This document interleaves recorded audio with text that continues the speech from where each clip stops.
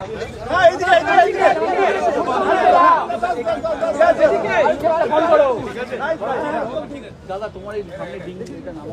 পরশুদিন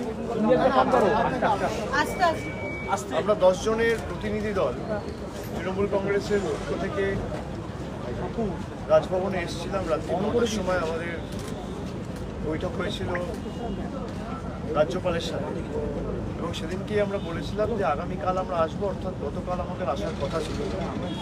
আমরা লিখিতভাবে রাজ্যপালের সময় চেয়ে রাজ্যপালকে মেলও করেছিলাম। আমাদের আজকে সন্ধ্যে 7:30টার সময় আসতে বলা হয়। আমরা 15 মিনিট আগেই আসি এবং 7:30টার আগেই উনি আমাদের সময় দিয়েছেন এবং যে ইস্যুগুলো নিয়ে আমরা আগের দিন ওনাকে নির্বাচন কমিশনের বিরুদ্ধে যেভাবে পক্ষপাতদুষ্ট আচরণ করেছে সেটা নিয়ে বিস্তারিত বলেছি। উনি আমাদের সাথে একমত হয়েছিলেন। উনি বলেছিলেন যে আপনাদের প্রত্যেকটা দাবি ন্যায্য এবং ন্যায়সম্মত এবং আমাকে পরের দিন উনি একটা চিঠি লিখে পয়েন্ট ওয়াইজ লিখিত রিপ্রেজেন্টেশন জমা দিতে বলেন। সে একইভাবে আমি পরের দিন চিঠি লিখে রিপ্রেজেন্টেশন জমা দিই এবং তার ফলো আপ হিসেবে আজকের মিটিং। উনি বলেছিলেন যে ইলেকশন কমিশনের সাথে আমি এটা টেক আপ করব, যেহেতু আপনাদের দাবিটা ন্যায্য।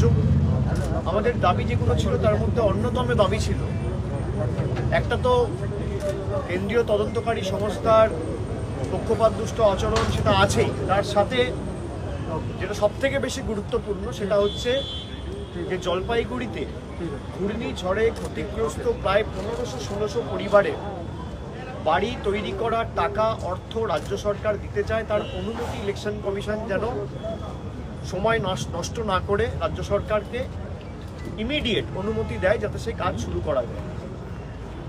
অনগোয়িং প্রজেক্টের ক্ষেত্রে কোনো বাধ্যবাধকতা নেই, কিন্তু নতুন কোনো কনস্ট্রাকশন বা নতুন কোনো কাজ শুরু করতে গেলে আদর্শ আচরণবিধি চলাকালীন আপনাকে ইলেকশন কমিশনের অনুমতি পারমিশন অ্যাপ্রুভাল নিয়ে করতে হবে।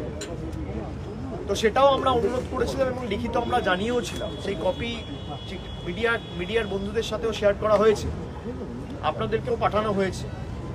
উনি আজকে আমাকে বললেন যে ইলেকশন কমিশনের যারা দায়িত্বে রয়েছেন, চিফ ইলেকশন কমিশনারের সাথে উনি কথা বলতে চেয়েছিলেন, কিন্তু চিফ ইলেকশন কমিশনারের সাথে উনি কথা বলতে পারেননি। চিফ ইলেকশন কমিশনার কেন কথা বলেননি তা আমি জানি না। হয়তো বাংলার রাজ্যপাল ফোন করছে বলে, বাংলার দাবি তুলবে বলে, আমি জানি না। চিফ ইলেকশন কমিশনার রাজ্যপালের সাথে কথা বলছে না। অর্ডার অফ প্রেসিডেন্সে তো রাজ্যপাল চিফ ইলেকশন কমিশনারের অনেক নিচে। আমি যদি ভারতবর্ষের অর্ডার অফ প্রেসিডেন্স দেখি, এটাই তো বিজেপির নতুন ভারত। সংবিধানকে কোনো মান্যতা এরা দেয় না।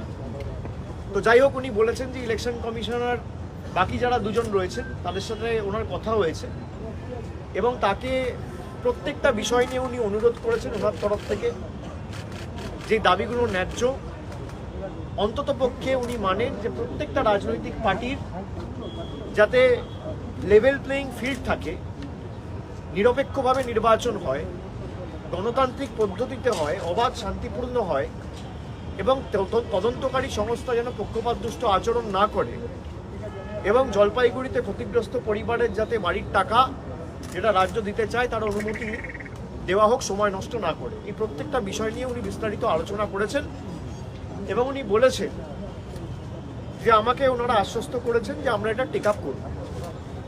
দুর্ভাগ্যবশত আপনাদের জানাতে বাধ্য হচ্ছি, আজকে দুপুরবেলা ইলেকশন কমিশনের তরফ থেকে রাজ্যকে জানিয়ে দেওয়া হয় যে নতুন বাড়ি তৈরির ক্ষেত্রে রাজ্যকে পারমিশন ইলেকশন কমিশন দিচ্ছে না।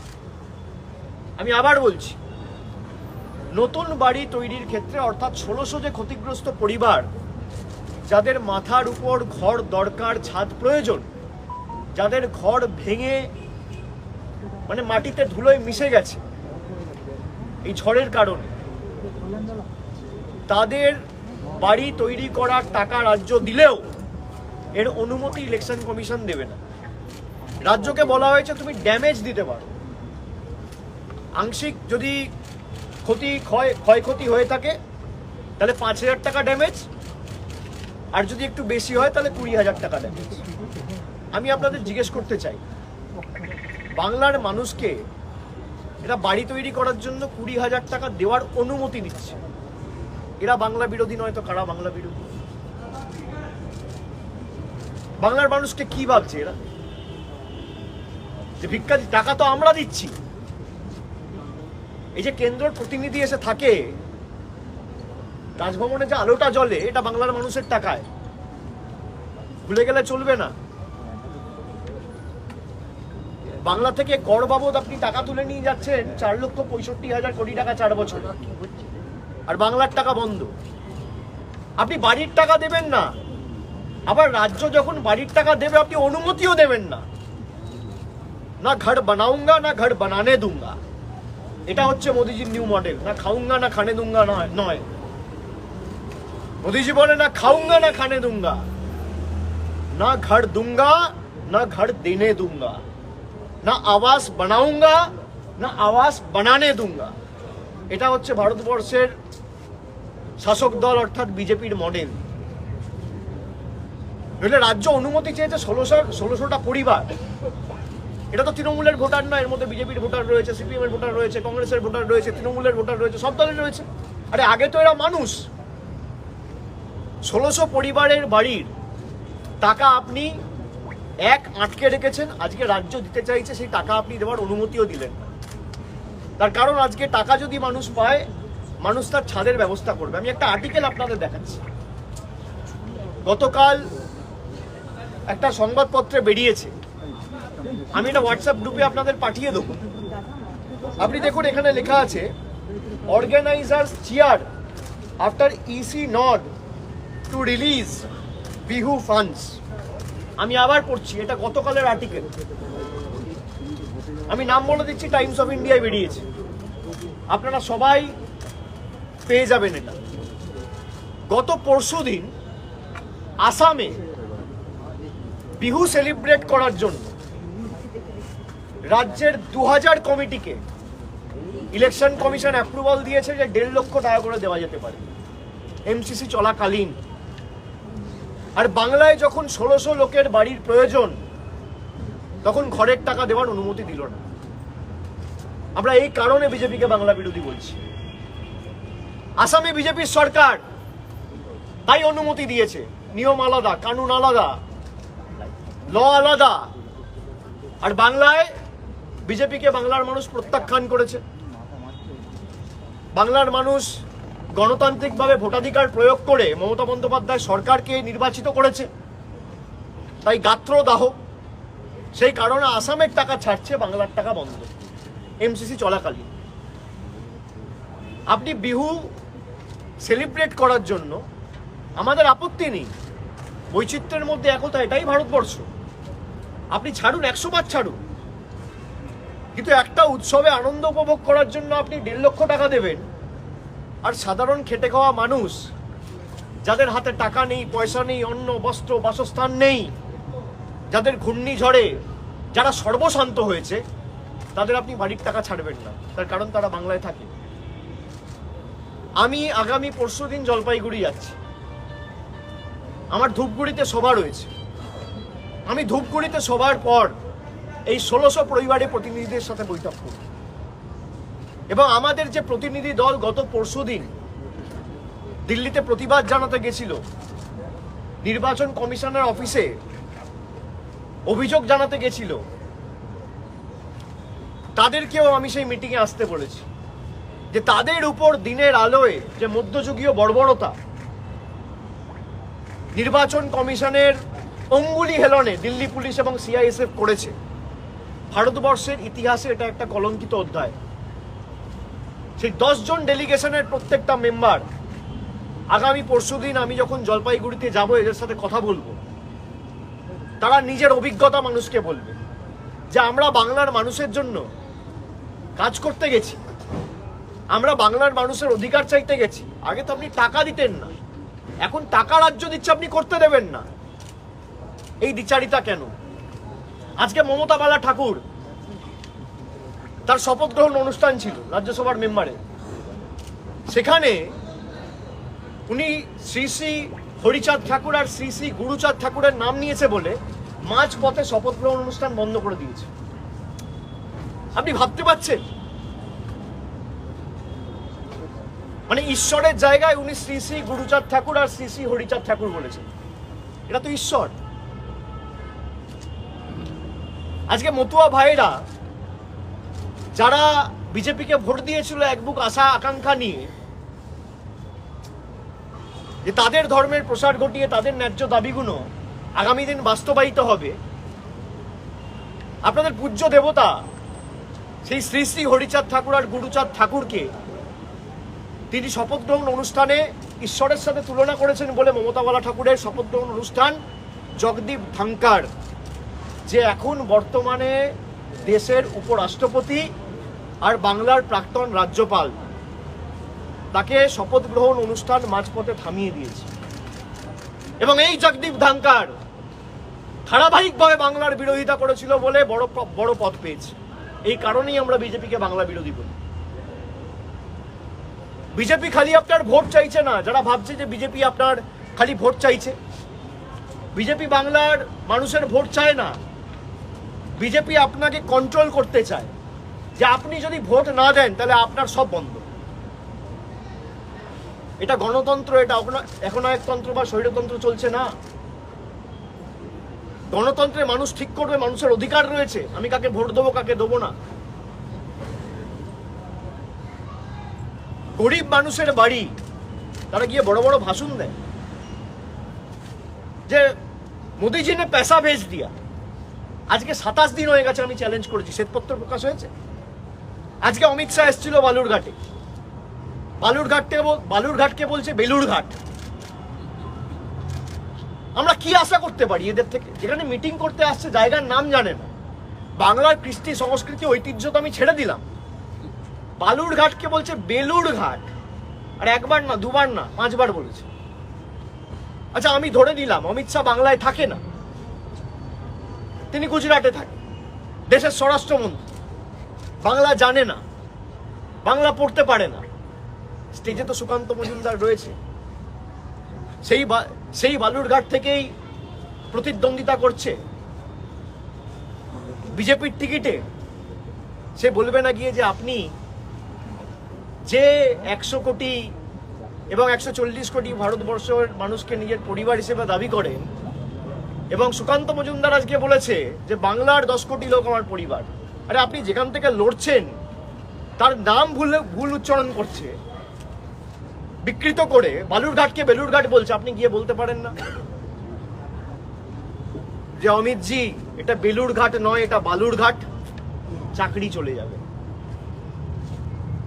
এদের প্রধান কাজ কর্তব্য হচ্ছে তল্পিবাহকতা করা, মানুষের আবেগকে নিয়ে ছিনিমিনি খেলা।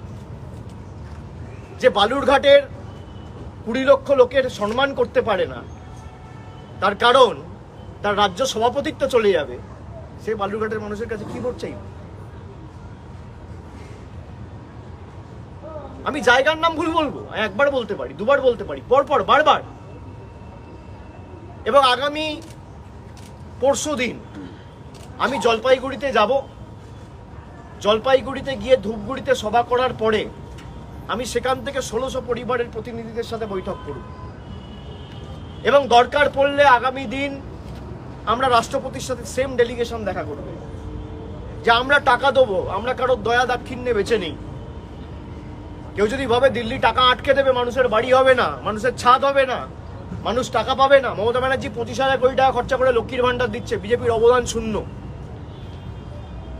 বিজেপি মানরেগার 2 বছর ধরে কাজের টাকা বন্ধ করে দিয়েছে, আমাদের সরকার পেমেন্ট করেছে। ক্ষমতা থাকলে শ্বেতপত্র প্রকাশ করুক। আমি তো 27 দিন হয়ে গেছে এদেরকে চ্যালেঞ্জ করেছি, করতে পারছে না কেন? শিলিগুড়ির সভায় মোদিজি এসে বলেছিল বাড়ির টাকা দিয়েছি, দেখুন তারপর থেকে যে সভা করছে আর বাড়ির টাকা দিয়েছি বলছে না। আজকে অমিত শাহ এসেছিল, বাড়ির টাকা নিয়ে বলেছে, মানরেগা নিয়ে বলেছে, তার কারণ 10 পয়সা কেন্দ্রের সরকার দেয়নি। আসামে দেবো, মধ্যপ্রদেশে যদি কোনো রকম তছরূপের অভিযোগ পাই তাও দেবো, রাজস্থানে যদি পাই তাও দেবো, কিন্তু বাংলায় দেবো না। তার কারণ বিজেপিকে ভোট দেয়নি। মানে এদের ঔদ্ধত্য, দম্ভ, অহংকার কোথায়? যে মানুষ ভোট দেয়নি, মানুষ যতক্ষণ না বুঝবে, ঢুকবে, জ্বালা উপভোগ করবে, ততক্ষণ মানুষকে আমরা শিক্ষা দিতে থাকবো। গণতন্ত্রে কোনো নেতা মানুষকে শিক্ষা দেয় না, মানুষ নেতাদের শিক্ষা দেয়। আপনারা মানুষকে দুর্বল ভাবছেন, আর আমি আপনাদের মাধ্যমে সাধারণ মানুষকে বলবো যে যারা এক বুক আশা আকাঙ্ক্ষা নিয়ে 18 জন প্রতিনিধি পাঠিয়েছিল 5 বছরে, এরকম না যে আপনাদের দিয়েছে বাকি 22টা আসনে দেয়নি, তাও করেন। এবার নির্বাচনে আসছে, কি মুখে আপনাদের কাছে ভোট চাইতে যাচ্ছে আমি দেখে অবাক হচ্ছি। যেদের কি মুখ নিয়ে এরা মানুষের কাছে আবার ভোট চাইতে যাচ্ছে। 5 বছর নির্বাচিত হওয়ার পর বাংলা থেকে একদম শুষে নিয়ে গেছে 4,65,000 কোটি টাকা। এ টাকা তো আমাদের টাকা, গরিব মানুষের, খেটে খাওয়া মানুষের টাকা। এ টাকা বিজেপির টাকা। ভারতবর্ষের প্রধানমন্ত্রী আর দেশের উপরাষ্ট্রপতির বাসভবন হবে 20,000 কোটি টাকা দিয়ে, আর সাধারণ মানুষের ছাদের টাকা, বাড়ির টাকা বন্ধ। প্রধানমন্ত্রীর জন্য, অন্যান্য মিনিস্টারদের জন্য বিমান কেনা হবে 8,000 কোটি টাকা খরচা, আর 100 দিনের 6,900 কোটি টাকা বন্ধ। এ কি দ্বিচারিতা? টাকা আমরা দেবো, আজকে তো প্রমাণ হচ্ছে। এই যে যারা বলে যে টাকা পাঠিয়েছি, তৃণমূল টাকা দেয়নি, আজকে তৃণমূল নিজের কোষাগার থেকে আমাদের সরকার নিজের তহবিল থেকে খরচা করে বাড়ি বানাতে চাইছে, অনুমতি আপনারা দেন। আপনারা বাড়ি যাতে মানুষ পায় চান না, আপনারা চান মানুষ নিপীড়িত, বঞ্চিত, লাঞ্ছিত, অত্যাচারিত হয়ে থাকুক। সিপিএম বলতো না আগে যে এলোমেলো করে দে মা, লুটে পুটে খাই, আর বিজেপি বলে গরিব করে রেখে দে মা, ভোটটা যেন পাই। মমতা বন্দ্যোপাধ্যায় সেই গরিবদের হাতে আর্থিক উন্নয়ন তুলে দিয়েছে, লক্ষ্মীর ভান্ডার দিয়েছে। বছরে 25,000 কোটি টাকা খরচা করে যদি আমরা লক্ষ্মীর ভান্ডার দিতে পারি, 50,000 কোটি টাকা খরচা করে আমরা ঘরের ব্যবস্থাও করতে পারি। দিল্লির অত্যাচারীদের জেনে রাখা উচিত। যারা গরিব মানুষকে পথে বসাতে চাইছে, জলপাইগুড়িতে প্রধানমন্ত্রী সভা করতে এলো, একটা লোকের সাথে দেখা করেছে, ঝড়ে ক্ষতিগ্রস্ত একটা পরিবারের সাথে দেখা করেছে? তা করবেন না। বিজেপির কোন সর্বভারতীয় নেতা এসছে, একবার খোঁজ নিয়েছে? আজকে বিজেপির স্বরাষ্ট্রমন্ত্রী এসে কি ভাষণ দিয়েছে? বালুরঘাটের জন্য কি করেছেন আপনি? 5 বছর আপনি বালুরঘাটের এমপি পেয়েছেন, 5 বছর আপনি বালুরঘাটের রিপোর্ট কার্ড দিন, কি করেছেন? স্বরাষ্ট্রমন্ত্রীর বক্তব্যে আপনি আমাকে 5 সেকেন্ড শোনান যেখানে বালুরঘাটের উন্নয়ন নিয়ে বলেছে, কেউ দেখাতে পারবে না। এইভাবে রাজনীতি করবেন আপনারা? আমি অত্যন্ত দুঃখিত আজকে যেভাবে ইলেকশন কমিশনকে ব্যবহার করা হচ্ছে এবং ইলেকশন কমিশন ব্যবহৃত হচ্ছে। এই যে আমি বলেছিলাম 2 দিন আগে ধনরাম সিং এর কথা, কতদিন হয়ে গেছে? 3 দিন হয়ে গেছে প্রেস করা হয়েছে, আমি তো কোনো আইনি নোটিশ পাইনি। আমাদের তরফ থেকে যারা দাবি করেছিল জিতেন তিওয়ারি আর ধনরাম সিং এর, কেউ তো আইনি নোটিশ পাইনি। বৈঠক হচ্ছে যখন এমসিসি আদর্শ আচরণ বিধি চলছে সেই সময়। আমি আপনার সাথে বৈঠক করতে গেলে, আপনি একজন সরকারি অফিসে কোনো তদন্তকারী সংস্থার সাথে যুক্ত রয়েছেন, আমি আপনার অ্যাপয়েন্টমেন্ট নিয়ে অফিসে যাব? আমি রাতের অন্ধকারে আপনার বাড়িতে কেন যাব? এবং খালি প্যাকেট হাতে ঢুকবো, খালি হাতে বেরোবো? আমি আগের দিনও বলেছি এটা অফেন্স। প্রিভেনশন অফ করাপশন অ্যাক্টে আপনি একটা পেন নিতে পারেন না কারোর থেকে,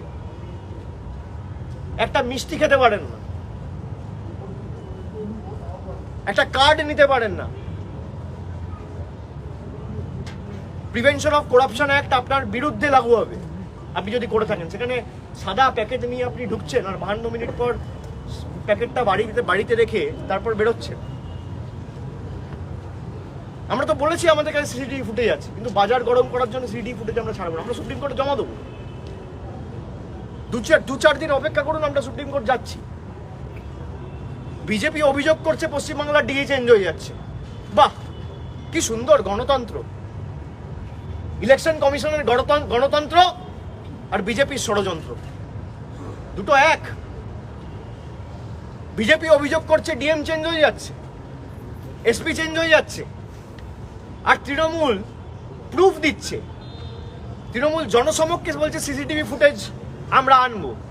তৃণমূল সেই এসপির বাড়ির লিজ এগ্রিমেন্ট প্রকাশ্যে এনেছে, ভিজিটার্স বুকের কপি আমরা প্রকাশ্যে এনেছি, তারপরেও কোনো ব্যবস্থা নেই। এই গণতান্ত্রিক পরিবেশে বিজেপি ভোট করতে চায়।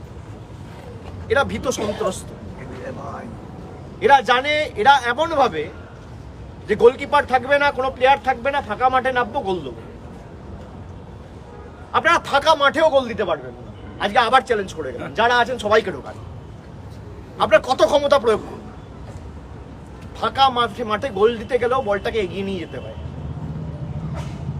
মানুষ আপনাকে আটকাবে। আপনি ফাঁকা মাঠ করে গোল দিন না, তাও পারবেন না। এবং যে পরিণতি আপনার হয়েছিল 2021-এ, আমি আবার বলছি, তার থেকে খারাপ পরিণতি হবে। বাংলায় আপনারা ভাবছেন বাংলার মানুষকে বঞ্চিত করে, কাকে ভাবছেন আপনি অত্যাচারিত করে রেখে আপনি ভোট নেবেন? মানে কত দুর্বল ভাবছে এরা বাংলার মানুষকে, যে বাড়ির টাকা বন্ধ, রাস্তার টাকা বন্ধ, জলের টাকা বন্ধ, সবার টাকা বন্ধ। আজকে অমিত শাহ এসে বলেছে আয়ুষ্মান ভারত। আরে আমার হাতে যদি একটা বাড়িতে একটা মেম্বারের যদি মোবাইল ফোন থাকে, আমি আয়ুষ্মান ভারত পাবো না? আপনি দিয়ে দেখান না বাংলার লোককে আয়ুষ্মান ভারত। আপনি ক্লসগুলো তুলে দিন, সমস্ত বাংলায় আয়ুষ্মান ভারত হবে। জান, আপনি আয়ুষ্মান ভারত করেছেনই এমন ভাবে যে 100টা লোকের মধ্যে 2টো পাবে আর 8টা গরিব লোক পাবে না। আমার বাড়িতে স্কুটার থাকলে আমি আয়ুষ্মান ভারত পাবো না, টিভি থাকলে আমি আয়ুষ্মান ভারত পাবো না, ফ্রিজ থাকলে আমি আয়ুষ্মান ভারত পাবো না, রেডিও থাকলে আমি আয়ুষ্মান ভারত পাবো না। আর স্বাস্থ্যসাথী, আমার বাড়িতে স্কুটার থাকুক না থাকুক, ফোন থাকুক না থাকুক, রেডিও থাকুক না থাকুক, টিভি থাকুক না থাকুক, 8 থেকে 80 সবাই পাবে, ইউনিভার্সাল। এটাই পার্থক্য। সেই কারণে বাংলার মানুষ আপনাকে প্রত্যাখ্যান করেছে। সুতরাং আগামী দিন আমরা এটা নিয়ে সাধারণ মানুষের কাছেও যেমন যাব, এটা সুবিধা হয়েছে, এদের প্রকাশ্য চেহারাটা সামনে আনতে আমাদের সুবিধা হয়েছে। এই যে বলে যে আমরা টাকা দিই আর তৃণমূল করে না, তৃণমূল টাকা দিয়ে করতে চাইছে, তোমরা অনুমতি দিচ্ছ না। আমি আবার বলছি, না ঘর বানাউঙ্গা না ঘর বানানে দুঙ্গা, এই হচ্ছে বিজেপির মডেল, মোদিজির মডেল। না ঘর বানাউঙ্গা না ঘর বানানে দুঙ্গা। এবং একই সাথে আমরা মানুষকে যেমন অবগত করব, মানুষের জ্ঞাতার্থে এই বিষয়গুলো আনবো, একইভাবে আগামী দিন প্রয়োজন পড়লে আমাদের একটা ডেলিগেশন রাষ্ট্রপতির হস্তক্ষেপ চেয়ে রাষ্ট্রপতির থেকেও সময় আমরা চাইব। এইটুকুই বলার ছিল। দুজন বিশেষ পর্যবেক্ষক রাজ্যে এসেছেন, নিয়ম অনুযায়ী সাধারণ মানুষের সাথে কথা, দুজন বিশেষ পর্যবেক্ষক রাজ্যে এসেছেন, নিয়ম অনুযায়ী সাধারণ মানুষের সাথে দেখা করার কথা, এমনকি মিডিয়াকেও বলার কথা, কারণ এর আগেও হয়েছে। দুটোই অ্যাভয়েড করছেন, না তারা সাধারণ মানুষের সাথে কথা বলছেন, না তারা মিডিয়ার মুখোমুখি হচ্ছেন। দুজন তার কারণ ওদের কাছে জবাব নেই। 10টা মিডিয়ার মধ্যে তো 3টে সৎ লোক আছে বা 2টো সৎ লোক আছে।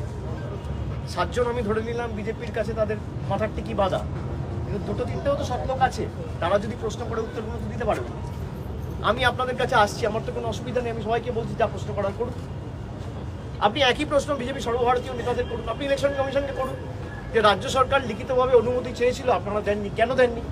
আপনারা বলছেন পার্সিয়াল ড্যামেজ দিতে পারো। ড্যামেজেসে কি? ড্যামেজেসে 5,000 আর 20,000। ড্যামেজেস দিতে আপনার অনুমতি লাগে না রাজ্যের। আমরা অনুমতি চেয়েছিলাম যাতে কনস্ট্রাকশনটা শুরু করা যায়, আর যদি বাড়ির কাজ চলতো, যদি ঝড় এমসিসির আগে হয়ে যেত, তাহলে আপনার অনুমতিও লাগতো। ঝড়টা হয়েছে এমসিসি লাগু হওয়ার প্রায় 15 দিন পরে, আদর্শ আচরণবিধি চলাকালীন, নির্বাচন ঘোষণা হওয়ার 15 দিন পরে। সুতরাং নির্বাচন কমিশনের বলার, মিডিয়াকে ফেস করার, সাধারণ মানুষকে ফেস করার সৎসাহস নেই, সেই জন্য সম্মুখে আসছে না, লোকের সাথে কথা বলছে না। লোকের সাথে কথা বললে লোক জবাব চাইবে, আর মিডিয়ার সাথে কথা বললে 10 জনের মধ্যে 3 জন প্রশ্ন করবে। সেটা ফেস করার ক্ষমতা নেই, সৎসাহস নেই বলে করছে না। আপনারা তো 2 দিন রাজ্যপালের সঙ্গে বৈঠক করলেন, তাতে কি আশ্বস্ত? না, আমি তো বললাম, উনি যেহেতু কালকে এটা নিয়ে টেক আপ করেছিলেন, উনি কালকে আমাদের লিখিতভাবে জানিয়েছিলেন যে আমরা যে বিষয়গুলো ওনাকে জানিয়েছি, উনি ওনার সামর্থ্য অনুযায়ী সেগুলো ইলেকশন কমিশনের সাথে টেক আপ করেছেন। কিন্তু বিস্তারিত উনি যেহেতু আমাদের জানাতে পারবেন না, তাই আমরা দিতে পারবেন না চিঠির কপি, তাই আমরা বলেছিলাম প্রয়োজনে আবার আমরা আসব এবং এসে আপনার থেকে শুনবো যে আপনি কি বলেছেন বা ওরা কি আপনাকে আশ্বাস দিয়েছে। সেই অনুযায়ী আজকে আমরা এসেছি। কিন্তু আজকে আসার আগে দুপুরবেলা যখন স্টেটকে ইলেকশন কমিশন লিখেই দিয়েছে যে আমরা টাকা দেবো না, তখন তো রাজ্যপালের কিছু করণীয় নেই।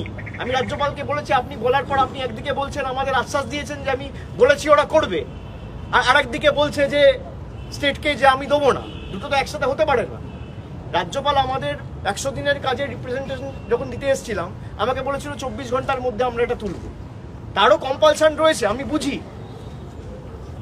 উনি চেষ্টা করছেন, আমি ওনাকে হয়তো অপমান করব না বা ওনাকে কোনো রকম রাজনৈতিক আক্রমণ করব না, কিন্তু ওনার কথার তো কোনো গুরুত্ব নেই। রাজ্যপাল ফোন করে যদি চিফ ইলেকশন কমিশনারের সাথে কথা না বলতে পারে বাংলার রাজ্যপাল বলে, তাহলে আপনি কি বলবেন? এর থেকে দুর্ভাগ্যজনক কি হতে পারে? ভারতবর্ষের সংবিধান অনুযায়ী অর্ডার অফ প্রিসিডেন্সটা খুলে দেখুন, রাজ্যপালের কত নিচে চিফ ইলেকশন কমিশনার পড়ে। সেই চিফ ইলেকশন কমিশনারের সাথে ফোনে কথা বলতে পারছে না রাজ্যপাল। এই হচ্ছে ভারতবর্ষের গণতন্ত্র। এটা দুর্ভাগ্যজনক। সুতরাং মানুষ দেখেছে, এবং যেভাবে বিজেপি 5 বছর ধরে দেশে, বিশেষ করে বাংলায় 2021-এ হারার পর থেকে মানুষকে অত্যাচারিত করেছে, মানুষ এই অত্যাচারের বিরুদ্ধে আগামী দিন সরব হবে। এবং এদের যত ক্ষমতা আছে, ইডি, সিবিআই, এনআইএ সবাইকে তুলে দিক, কাউকে রাখতে হবে না। সব বিজেপিতে যারা যাচ্ছে ধোয়া তুলসী পাতা, আর যারা বিরোধী দলে আছে তারা ধরে নিন সবাই চোর, সবাই দুর্নীতিগ্রস্ত, কেউ সৎ নয়। যত সৎ সব বিজেপি। আজকে পার্থ চট্টোপাধ্যায় যদি বিজেপিতে যেত তাহলে জেলে থাকতো না, অনুব্রত মণ্ডল যদি বিজেপিতে যেত তাহলে জেলে থাকতো না। আপনি বলুন না, হিমন্ত বিশ্ব শর্মা, তার বিরুদ্ধে কত টাকার অভিযোগ রয়েছে, সে আজকে মুখ্যমন্ত্রী।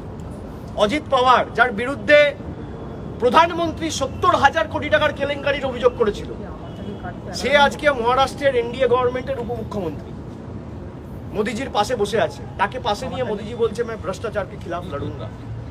आप भ्रष्टाचार के खिलाफ लड़िए, कोई दिक्कत नहीं है, लेकिन जो बीजेपी में जा रहे हैं आप उनको टच नहीं करेंगे।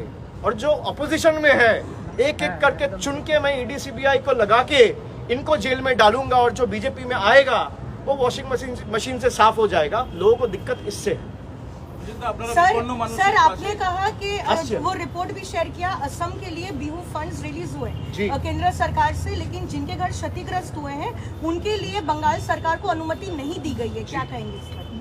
नहीं, ये रिपोर्ट तो मैं आपको दिखा ही रहा हूँ कि इस रिपोर्ट में साफ साफ लिखा गया है, और ये पैसा परसों छोड़ा गया है। आज 10 तारीख है, परसों 8 तारीख था। इलेक्शन अनाउंस हुआ है 16 मार्च, मतलब इलेक्शन अनाउंस होने का 22 दिन बाद असम को पैसा मिला, वो भी सेलिब्रेशन के लिए।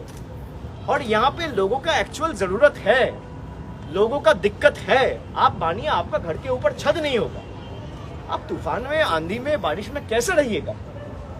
आप उनको दिख रहा है कि भाई इलेक्शन में पैसा छोड़ेंगे या इलेक्शन में इजाजत देंगे तो फायदा तो तृणमूल को होगा ही, क्योंकि घर तो दीदी बनाना चाहता है। भाई आपके पास ह्यूमैनिटी नाम का कोई चीज ही नहीं है।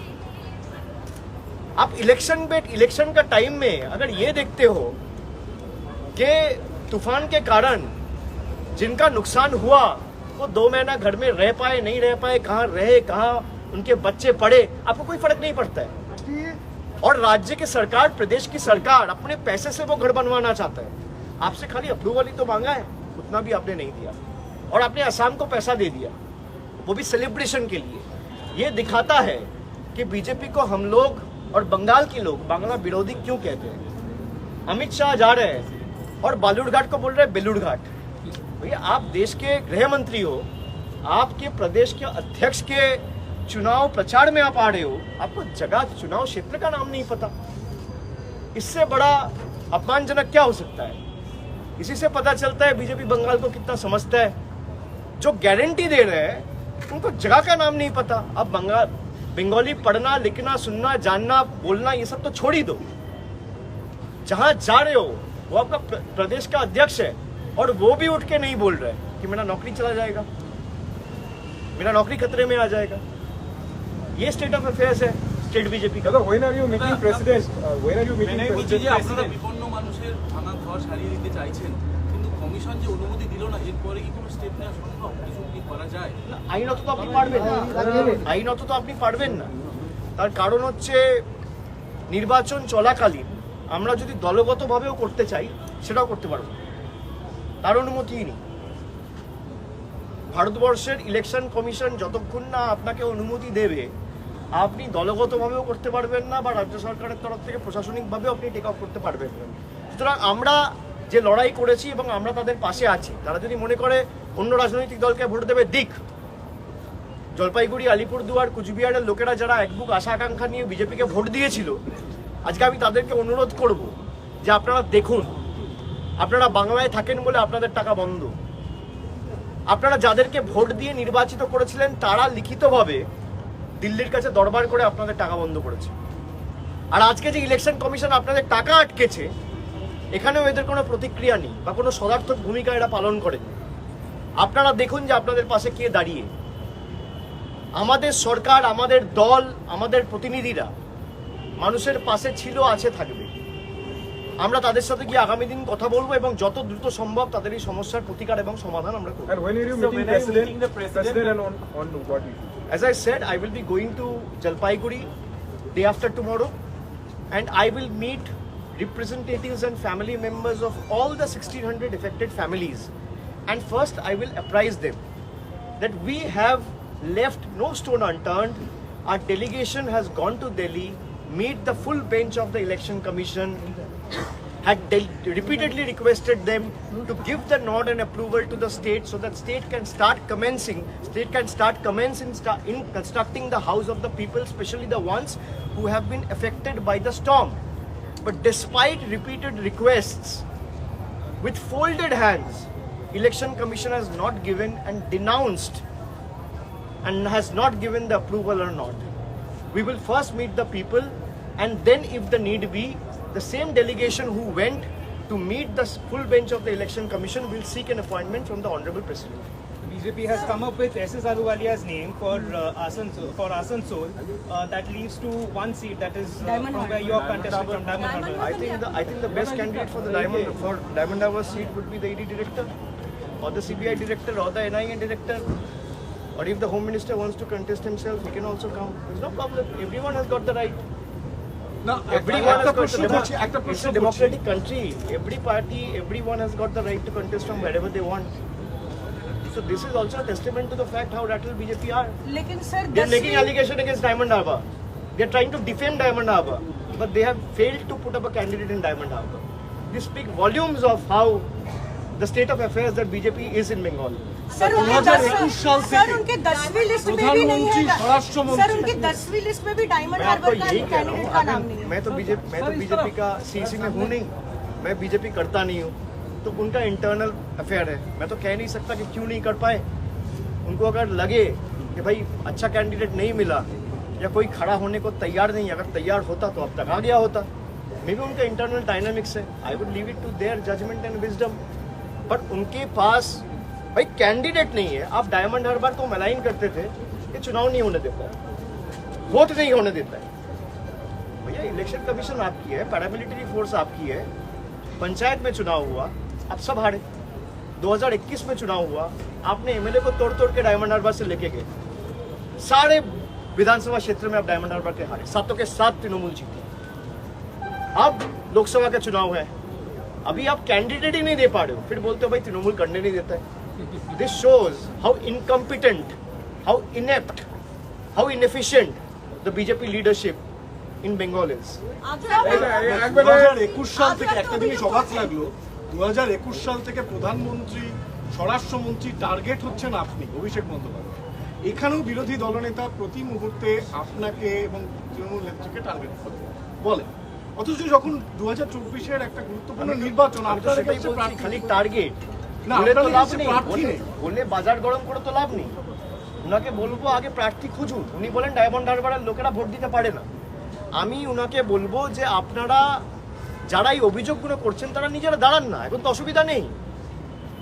আমি তো সব জায়গায় বলেছি যে যে কেউ যেখানে ইচ্ছা দাঁড়াতে পারে, ভারতবর্ষের যে কোনো প্রান্তে সবার অধিকার আছে।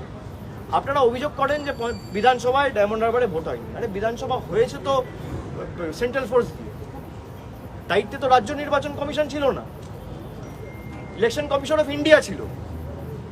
পঞ্চায়েত ভোট হয়েছে আধা সামরিক বাহিনী দিয়ে। কোর্টের আদেশে আপনাদের লোক নেই, আপনি ছেড়ে দিন পঞ্চায়েত স্তরে, লোকসভায় একটা লোক লাগে, পঞ্চায়েতে ডায়মন্ড হারবারে খুব কম করে হলে যদি 2000 বুথ থাকে তার মানে 2000 ক্যান্ডিডেট লাগবে, আপনার লোকসভায় একটা লাগবে, সে একটা ক্যান্ডিডেট দিতে পারছেন না। আপনারা কতটা দুর্বল বাংলায়, এবং খালি এই যে কোর্টের আর সিবিআই ইডির রাজনীতি দিয়ে বাজার গরম করা ছাড়া তো আপনাদের কিছু নেই। বিজেপির রাজনীতিটা পুরোপুরি কোর্ট আর ইডি সিবিআই। আমি তো আপনাকে বলছি যে বিজেপির 18 জন এমপি ক্ষমতায় নির্বাচিত হয়েছিল 2019 সালে।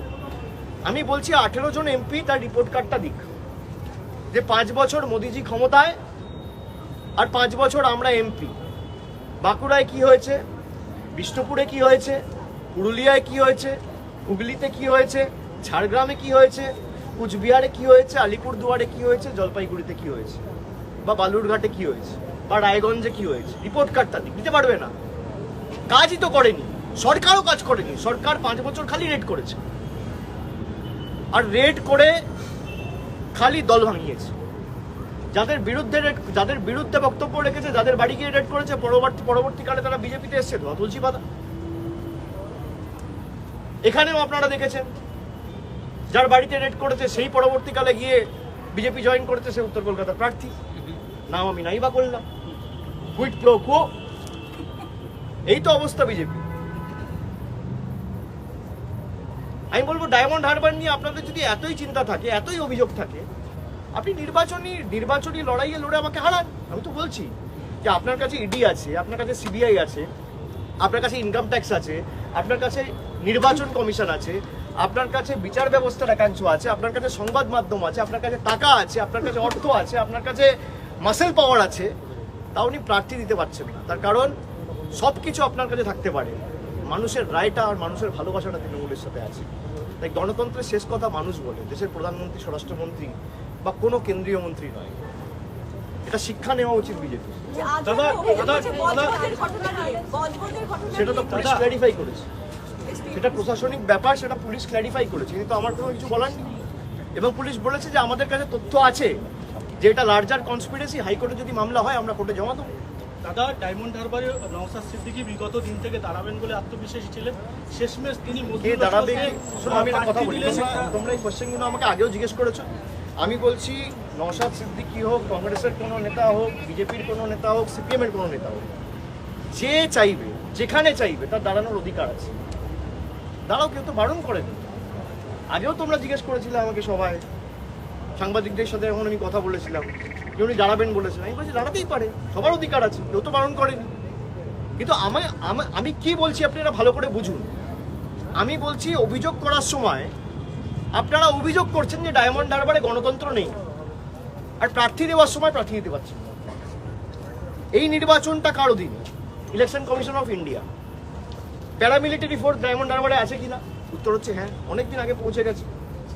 কেন্দ্রীয় বাহিনী রুটমার্চ করছে, তা আপনি প্রার্থী দিতে পারছেন না কেন?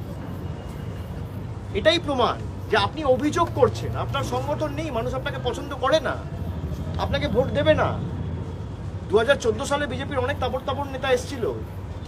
আজকে যে আসামের মুখ্যমন্ত্রী 1.5 মাস ডায়মন্ড হারবারে পড়েছিল, 1.5 মাস, 45 দিন ঘাঁটি গেড়ে। আমার 70,000-এর ব্যবধান বেড়ে 3,20,000 হয়েছিল। মানুষদের বাড়াবাতে ছাই দিয়েছিল। আমি মানুষের উপর ভরসা রাখি, কোনো নেতা বা কোনো দলের উপর নয়। বিশেষ করে যদি ভাবে যে আমি ইডি সিবিআই সংবাদ মাধ্যমকে লাগিয়ে এলাকাকে কুলসিত করব, কালিমালিপ্ত করব, এবং অভিযোগ এনে আমি কি করে ডায়মন্ড হারবারকে শিরোনামে রেখে ডায়মন্ড হারবারের যে সার্বিক মর্যাদা সেটা আমি ক্ষুণ্ণ করব, তার জবাব মানুষ দেবে। আপনি চেষ্টা করেছিলেন, 2021-এও পারেননি, 19-এও পারেননি, 23-এও পারেননি, 24-এও পারবেন। একজন দুটো তিনটা করে প্রশ্ন করলে সবাই সিবিআই, এনআইএ এবং কমিশন, এখন কি মনে হচ্ছে যে কোর্ট কোথাও আপনাদের? শুনুন, কোর্ট, আমরা যে অভিযোগটা করেছি, আমরা যে কোর্ট নিয়ে অভিযোগটা করেছি, all thanks to Abhijit Ganguly প্রমাণ করে দিয়েছে। বাকিটা মানুষ দেখেছে, আর কিচ্ছু বলার না। Sir, Delhi Minister Rajkumar Anand has resigned from the Aam Aadmi Party He has said that the party is embroiled in corruption and cannot stay in the party. Very recently, we have seen that the Aam Aadmi Party came out to support the TMC when the TMC delegation was protesting inside Delhi police station. How do you react? What is there to react? He has resigned, he can clarify. How can I clarify on his behalf? But he Then said why he that has the party resigned? is embroiled in corruption. How do you know? Is there any substantive proof? There is nothing which is surfaced in the public domain. This is the claim. Which news channel do you belong to? Times Now. That's a testament to the fact. Why you have been asking this question? উপতিনগরে NIA এবং আজকে No, সংসদে no CBI offense to you, but I want to know, is there any evidence which is surfaced in the public domain substantiating the claims that the mainstream media or the national media has been making? The answer is no. No. So if someone is embroiled in corruption, it's a BJP. That is the point precisely I'm trying to make. You see, 55 crores from that alleged liquor scam has gone to BJP. Now ED is saying the scam is worth 100 crores. If 100 crore rupees has gone to BJP, then the first person who should be arrested is the BJP president. You don't need any rocket science. It's basic common sense. You are accusing Ajit Pawar of 70,000 crore irrigation scam. Now he has become clean all of a sudden and has washed away all his sins because he has decided to be a part of the NDA government. This is the problem. You have leaders like Narayan Rane, Shubhendu Adhikari, Himanta Biswa Sharma, who are all accused. They all have ED, CBI cases dangling on their heads. The moment you walk into the BJP's party office and take the lotus flag from their hand, you become Raja Harishchandra. This is the problem. Corruption खत्म करने में कोई दिक्कत नहीं है, कड़ी से कड़ी कार्रवाई होनी चाहिए, पर जो बीजेपी में जाए वो साफ है, वो दूध का धुला हुआ है, और जो बीजेपी में ना जाए वो ईडी सीबीआई उसके पीछे लगेगा और उसको उठा के जेल में डालेगा। मैं तभी आपको पिछला दिन कहा था कि दो हिमंत का स्टोरी आप उठा के देख लीजिए, एक हिमंत बिश्व शर्मा और एक हिमंत सड़ेन। भाई एक सड़ नहीं झुकाया तो जेल में है, एक झुक गया बीजेपी का फ्लैग पकड़ लिया तो बस साफ। चाहे आपके पास कितना भी सबूत हो, कितना भी आपके खिलाफ एलिगेशन हो, कोई फर्क नहीं पड़ता है। উপতিনগরে এনআইএ এবং তারপরে সিবিআই একের পর এক ভোট এগিয়ে আসছে যত কাছাকাছি কোনো মূল্য নেই এগুলো। সিবিআই ইডি কেসের এখন কোনো মূল্য নেই। আমি বলছি আগে 5 বছরে একটা সিবিআই হতো। আপনি জানেন 2021-এ মে মাসে ফল ঘোষণা হওয়ার পর গত 3 বছরে আমি গুনছিলাম 33টা সিবিআই দিয়েছে হাইকোর্ট, গড়ে 1 মাসে একটা। এগুলো কোনো ভ্যালু নেই। আমি তো বলছি বিজেপির পলিটিক্সটা পুরো কোর্ট সেন্ট্রিক। আপনি দেখুন না, শিবু হাজরা, উত্তম সর্দারের বিরুদ্ধে অভিযোগ ছিল, আজকে মামলা গেছে সিবিআইয়ের কাছে, 1 মাস হয়েছে, এদেরকে কাস্টাডিতে নিয়েছে, একজনকে কাস্টাডিতে চেয়েছে। এরা নারী নিরাপত্তা, নারী ক্ষমতায়ন নিয়ে কথা বলে। আপনি কেন উত্তম হাজরাকে সিবিআই কাস্টাডিতে চাননি? আপনি কেন শিবপ্রসাদ হাজরাকে সিবিআই কাস্টাডিতে চান? তাদের বিরুদ্ধে মূল অভিযোগ, তাদেরকে অ্যারেস্ট করেছে পশ্চিমবঙ্গ পুলিশ, আপনি কাস্টাডিতে নেননি। ঠিক আছে, থ্যাংক ইউ।